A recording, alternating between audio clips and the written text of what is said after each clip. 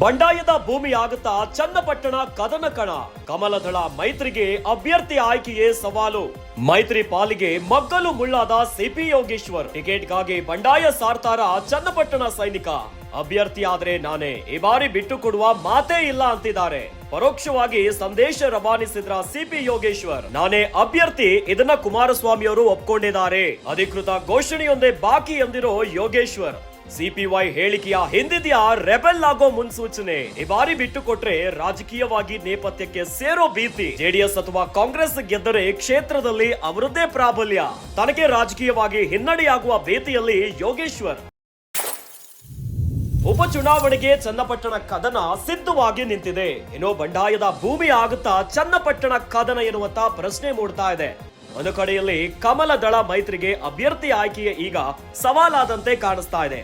ಮೈತ್ರಿ ಪಾಲಿಗೆ ಮಗ್ಗಲು ಮುಳ್ಳಾದಂತೆ ಕಾಣಿಸ್ತಿದ್ದಾರೆ ಸಿಪಿ ಯೋಗೇಶ್ವರ್. ಏನೋ ಟಿಕೆಟ್ಗಾಗಿ ಬಂಡಾಯ ಸಾರ್ತಾರ ಚನ್ನಪಟ್ಟಣದ ಸೈನಿಕ ಎನ್ನುವಂತ ಪ್ರಶ್ನೆ ಈಗ ರಾಜ್ಯ ರಾಜಕಾರಣದಲ್ಲಿ ಶುರು ಆಗ್ತಾ ಇದೆ. ಅಭ್ಯರ್ಥಿ ಆದ್ರೆ ನಾನೇ ಆಗ್ತೀನಿ, ಈ ಬಾರಿ ಬಿಟ್ಟು ಕೊಡುವ ಮಾತೇ ಇಲ್ಲ ಅಂತ ಸೈನಿಕ ಹೇಳ್ತಿದ್ದಾರೆ.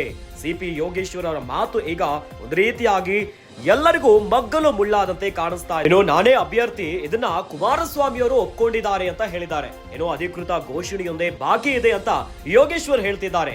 ಇದೀಗ ಸಿಪಿಐ ಹೇಳಿಕೆ ಹಿಂದಿದೆಯಾ ರೆಬಲ್ ಆಗುವಂತ ಮುನ್ಸೂಚನೆ? ಹಾಗಾದ್ರೆ ಬಂಡಾಯ ಭೂಮಿ ಆಗಿಬಿಡುತ್ತಾ ಚನ್ನಪಟ್ಟಣ ಕದನ ಕ್ಷೇತ್ರ? ಒಂದು ರೀತಿಯಲ್ಲಿ ಎಚ್ಡಿಕೆ ಈ ಬಾರಿ ಕೇಂದ್ರ ಮಂತ್ರಿ ಆಗಿರೋದ್ರಿಂದ ಈ ಚನ್ನಪಟ್ಟಣ ಕ್ಷೇತ್ರ ಈ ಬಾರಿ ತೆರವಾಗಿದೆ. ಹೀಗಾಗಿ ಈಗ ಚನ್ನಪಟ್ಟಣದ ಬೈ ಎಲೆಕ್ಷನ್ಗೆ ತರಾತುರಿಯಲ್ಲಿ ಆತುರದ ನಡೆಗಳು ಆಗ್ತಾ ಇದೆ. ಇನ್ನು ಪರೋಕ್ಷವಾಗಿ ಸಂದೇಶವನ್ನ ರವಾನಿಸಿದ್ರ ಸಿಪಿ ಯೋಗೇಶ್ವರ್. ಈ ಬಾರಿ ಎಲ್ಲಾದ್ರೂ ಬಿಟ್ಟು ಕೊಟ್ರೆ ರಾಜಕೀಯವಾಗಿ ನೇಪಥ್ಯ ಸೇರೋದ ಭೀತಿಯಲ್ಲಿದ್ದಾರೆ. ಇನ್ನು ಜೆಡಿಎಸ್ ಅಥವಾ ಕಾಂಗ್ರೆಸ್ ಗೆದ್ರೆ ಕ್ಷೇತ್ರದಲ್ಲಿ ಅವರದ್ದೇ ಪ್ರಾಬಲ್ಯ ಆಗುತ್ತೆ. ನನಗೆ ರಾಜಕೀಯವಾಗಿ ಹಿನ್ನಡೆಯಾಗುವ ಭೀತಿಯಲ್ಲಿ ಯೋಗೇಶ್ವರ್ ಇದ್ದಂತೆ ಕಾಣಿಸ್ತಾ ಇದೆ.